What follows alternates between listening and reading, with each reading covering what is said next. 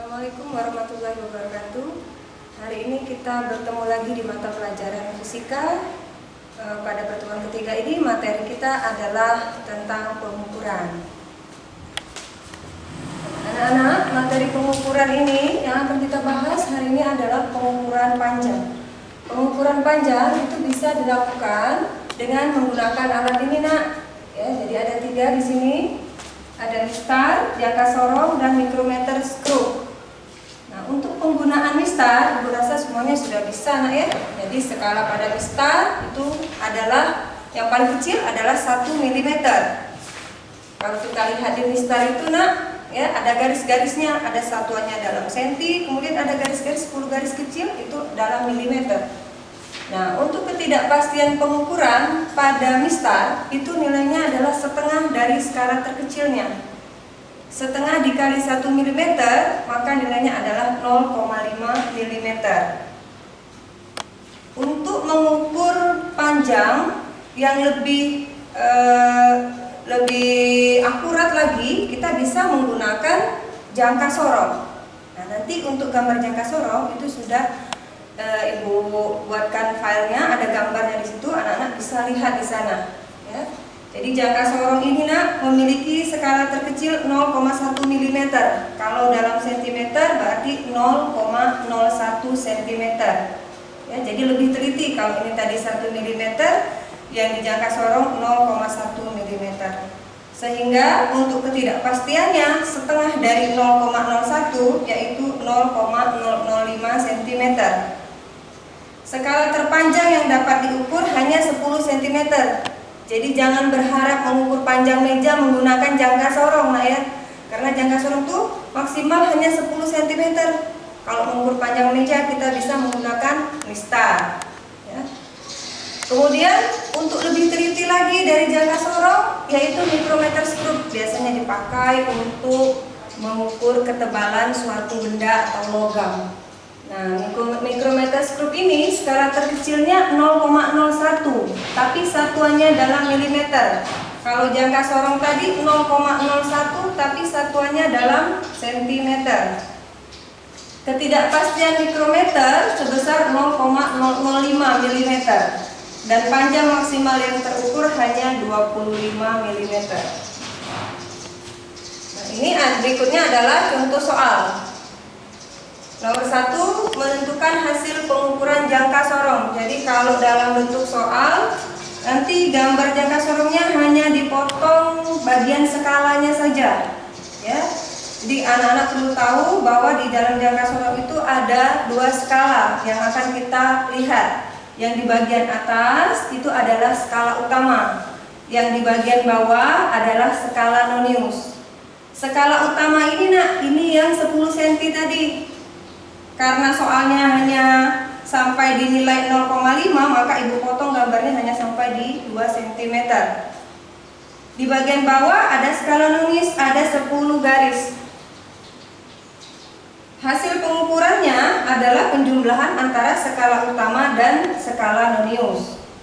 Perhatikan garis-garis yang di atas. Nah, ini skala utamanya 0, garis berikutnya membacanya 0,1 cm.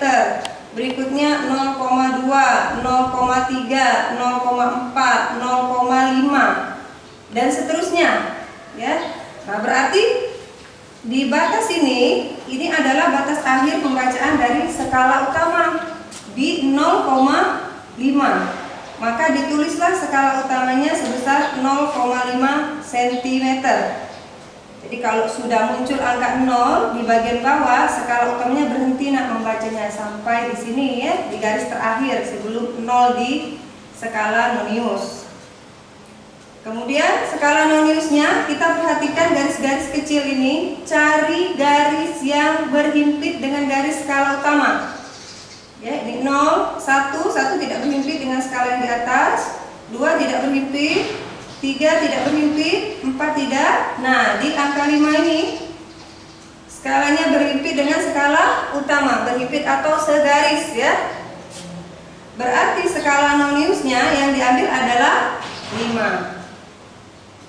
Ditulis di sini, nak, skala noniusnya 5 dikali 0,01 cm.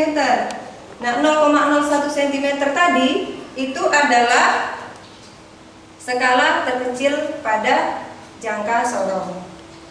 Jadi 5 dikali 0,01 hasilnya 0,05, dijumlahkan skala utama ditambah skala nonius berarti hasilnya 0,55 cm. Dalam pengukuran penulisan yang tepat ya, bentuknya seperti ini. Jadi kalau ada 3 angka di belakang koma, maka bagian depan juga dibuat 3 angka di belakang koma. Jadi untuk angka pentingnya nanti Ibu jelaskan di pertemuan selanjutnya. Jadi nulisnya 0,550 plus minus 0,005 cm. Apa nilai 0,005 cm ini? Ini adalah ketidakpastian pengukuran. Jadi setiap kita mengukur itu ada angka ketidakpastiannya, ya, plus minusnya. Berikutnya adalah contoh soal dari micrometer screw. Nah, bentuk gambarnya seperti ini. Beda dengan jangka sorong kan? Ya, kalau jangka sorong gambarnya ini. Kalau micrometer screw seperti ini di soal. Nah, di sini bagian skala utama yang di depan ini. Nah, ini anak ya. Ini adalah skala utama. Cara membacanya ini 0 mm. Ada garis yang di bawah terlihat, berarti ini adalah 0,5. Di sebelahnya 1, berikutnya 1,5, 2, 2,5, 3, 3,5 mm. Habis tidak ada lagi garisnya. Ini adalah garis batas dari skala nonius. Berarti untuk skala utama hanya berhenti di garis ini, nak. 3,5 mm. Berikutnya kita lihat skala nonius yang ini sama seperti jangka sorong. Kita cari yang satu garis, berarti yang ini lebih mudah melihat yang ini ya dibandingkan dengan jangka sorong. Nah, di garis ini dia berhimpit di garis ke 5. Maka skala noniusnya 5 dikali skala terkecil 0,01 mm. Jadi kalau kita kalikan hasilnya 0,05 mm. Kemudian kita jumlahkan skala utama ditambah skala nonius, maka hasilnya 3,55 mm atau ditulis 3,550 plus minus 0,005 mm. Seandainya nanti ada soal pada micrometer screw, misalkan gambarnya berhenti di angka 3. Nah, bagian bawahnya tidak terlihat misalkan. Ya, di bagian setengahnya tidak terlihat. Maka skala utama kita itu ditulis hanya 3 mm.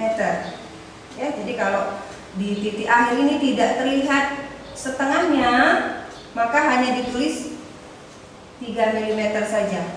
Kalau di soal ini kan tadi terlihat angka setengahnya 3,5 mm. Ya. Ibu rasa untuk pertemuan ini hanya 2 contoh soal yang Ibu berikan, tapi nanti di materi Ibu akan membuat contoh yang lebih banyak lagi agar kalian bisa lebih mengerti. Untuk pertanyaan silahkan nanti kalian share di classroom, nanti kita tanya jawab di sana. Ya, demikianlah pertemuan kita hari ini. Assalamualaikum warahmatullahi wabarakatuh.